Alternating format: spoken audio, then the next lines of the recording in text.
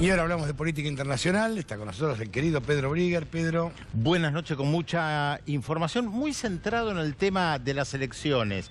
Venezuela, Italia, un proceso en el Parlamento catalán. Pero ¿qué te parece si primero vamos a los Estados Unidos? Sí, señor. La directora de comunicaciones de la Casa Blanca y una de las asesoras más importantes de Donald Trump, Hope Hicks, renunció el día de ayer, un día después de haber declarado por más de 8 horas ante el Comité de Inteligencia de la Cámara de Representantes por el Russiagate, donde reconoció que trabajar para el presidente requería muchas veces decir mentiras blancas. Si bien desde el Ejecutivo aseguraron que la decisión había sido tomada por la asesora desde hace un tiempo, las especulaciones no tardaron en llegar, sobre todo porque ésta se vio involucrada recientemente en un escándalo por tener una relación sentimental con el entonces secretario del gabinete, Rob Porter, que fue acusado de violencia doméstica por sus 2 ex esposas. Hicks se había enterado antes de la acusación y decidió no comunicárselo a Trump.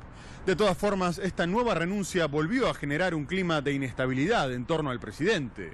En otro orden, la retórica de la Guerra Fría pareció volver después de que el mandatario ruso Vladimir Putin, que se encuentra en campaña por su reelección, presentara un misil balístico intercontinental que hace inútil el escudo antimisiles de Estados Unidos, destacando que ningún país del mundo tiene las armas que tiene Rusia.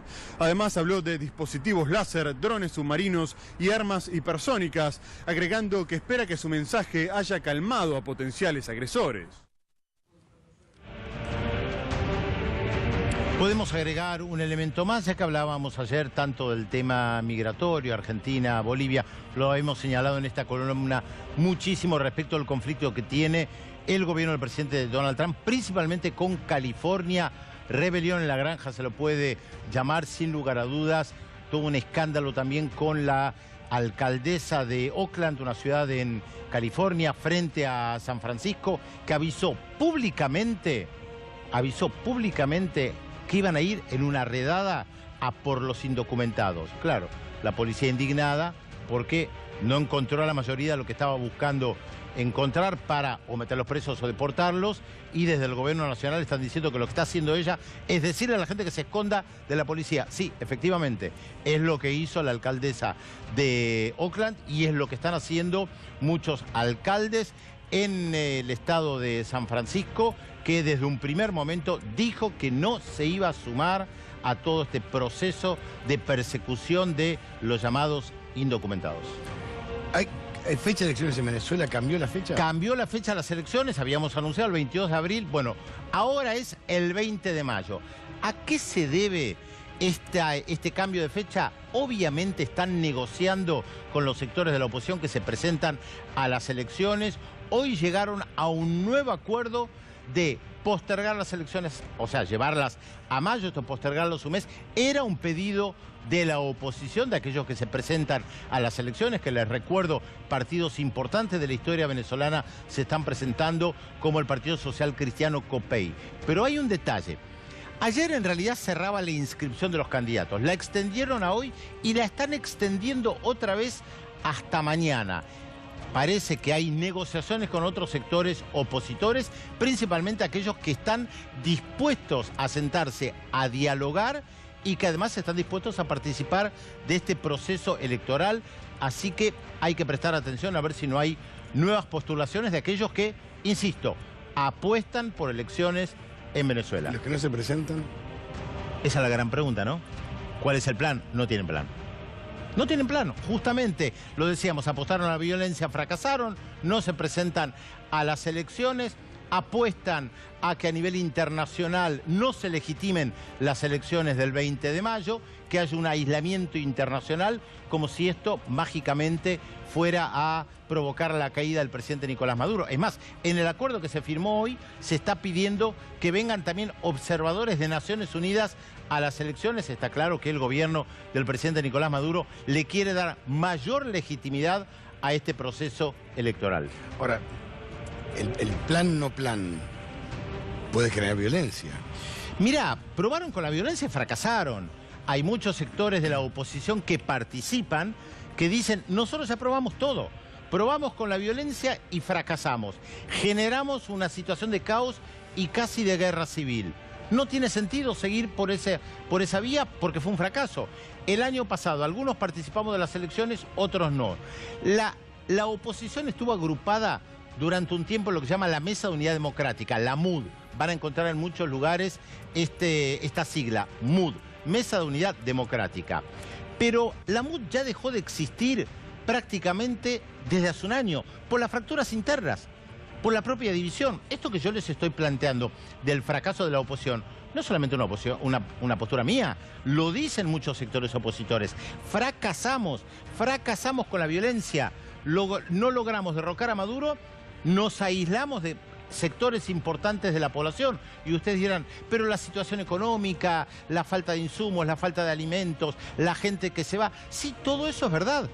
Pero si la oposición no presenta una alternativa creíble y se pelean entre ellos, le dejan el terreno al presidente Nicolás Maduro. Henry Falcón, el ex gobernador del estado de Lara, un estado muy importante, es lo que está diciendo públicamente. Yo me voy a presentar y yo voy a derrotar a Maduro. Yo tengo que tratar de convencer al resto de la oposición venezolana de que se presente. Algunos dirán, pero el sistema electoral venezolano está completamente amañado. ¿Qué dicen los sectores que se presentan? Sí, es verdad, pero con este mismo sistema electoral, en diciembre de 2015, arrasamos a las elecciones. O sea que con este sistema se le puede ganar al chavismo. Esta es la lógica. Por eso digo, hay un debate muy profundo dentro de la oposición, dirigentes políticos desprestigiados porque apelaron a la violencia, y no es casual que el Partido Social Cristiano, COPEI, que es un partido, acá estamos viendo a Henry Falcón en imágenes, el partido COPEI es un partido muy antiguo, de la década del 40, tuvo 2 presidentes, tiene una historia de estructura de participación democrática, de historia de regir políticamente al país, porque ellos y los socialdemócratas de Acción Democrática, que no está participando por ahora, se repartieron el poder político y económico en los 40 años que van desde fines de la década del 50 hasta que apareció Hugo Chávez. Esto siempre hay que repetirlo. Hugo Chávez apareció por la descomposición de los partidos tradicionales, COPEI y Acción Democrática. Hugo Chávez no apareció de un repollo, vino porque había una crisis económica y política muy profunda. Yo siempre le señalo, las grandes villas miserias que hay en Caracas no nacieron ahora, son anteriores incluso al nacimiento de Hugo Chávez. Bueno, esto es lo que propició la aparición de un dirigente político como Hugo Chávez y que continúa ahora Nicolás Maduro. Así que probablemente sigamos hablando mucho de Venezuela, pero este domingo tenemos elecciones más cercanas. En Italia. En Italia, bueno, en Italia pasa algo muy raro. Hay un personaje clave de la política italiana, todo el mundo habla de él, todo el mundo cree que se va a presentar como candidato a primer ministro, se llama Silvio Berlusconi, pero no se presenta, no puede presentarse por las cuestiones fiscales del pasado, no se puede presentar, pero todo en la política italiana hoy gira alrededor de Berlusconi y de la persona que él designó como sucesor, que se llama Antonio Tajani. ¿Cuál es el problema histórico después de la Segunda Guerra Mundial? No histórico, después de la Segunda Guerra Mundial. En el sistema político italiano, la inestabilidad. Hay un sistema parlamentario de coaliciones políticas, de coaliciones de partidos, donde los gobiernos pueden caer fácilmente y el primer ministro, por eso, no dura demasiado. Vamos a ver qué pasa el domingo. No nos adelantemos, acá lo vemos por supuesto en imagen a Silvio Berlusconi.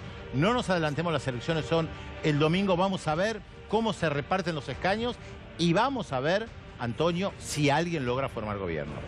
Este hombre sigue teniendo un poder impresionante. 81 años es el eje de la política italiana, lo que te marca que hasta ahora las renovaciones que hubo y los jóvenes que aparecieron no han logrado instalarse. A diferencia, por ejemplo, de Francia, donde el presidente Macron, joven él, ha logrado desarticular a la derecha y a la izquierda, con mucha habilidad política, con reformas laborales que está llevando adelante, que tienen oposición sindical, pero ha logrado desarticularlas, o sea, ha logrado mostrar mucha muñeca política.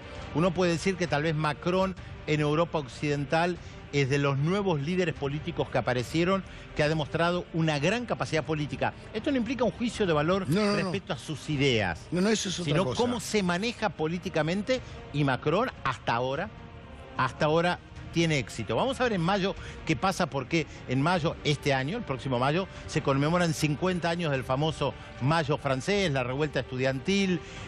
Muchos de los que participaron son todavía actores de la vida política, de izquierda, de derecha, muchos cambiaron. Vamos a ver qué pasa en mayo, pero no creo que sea un cimbronazo para Macron. Va a haber mucho recuerdo, muchos ladrillos, adoquines que se utilizaron. Vamos a traer uno, nosotros también, de los adoquines que se usaron en el mayo francés. Son más que nada recuerdos, pero fue muy importante el mayo de 1968.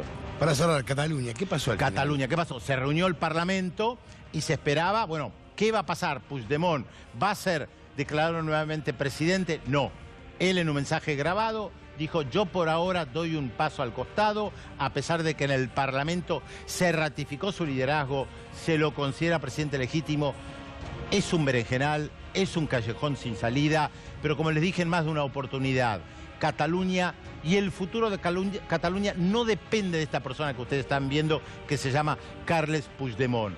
Depende de una historia, de una reivindicación por la independencia que está muy enraizada y que se opone a Madrid, que insiste en mantener en prisión a algunos de los principales referentes, ministros o el ex vicepresidente del Parlamento de Cataluña, Oriol Junqueras, insiste en mantener preso a Jordi Sánchez, por ejemplo, que es el que algunos quieren como nuevo presidente de Cataluña. Esta historia no ha terminado, Antonio. Gracias, Pedro.